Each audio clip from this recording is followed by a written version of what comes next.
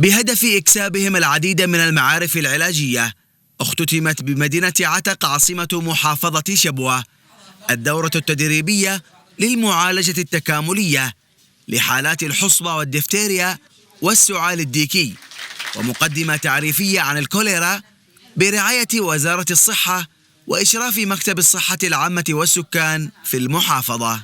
وهذه الدورة طبعا قد سبقتها دورة للأطباء، وهذه دورات مهمة جدا للكادر الصحي. تم خلالها إعطاء لمحة تعريفية على الإسهالات المائية والكوليرا للمشاركين في محافظة شبوة من مختلف المراكز الصحية والمناطق النائية من ردوم وميفع وحبان وبيحان.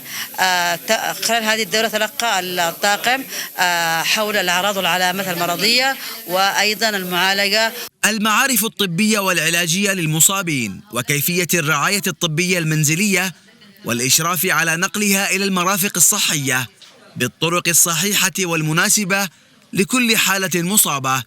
كان أبرز ما تعرف عليه المشاركون في الدورة التي استمرت لمدة 4 أيام.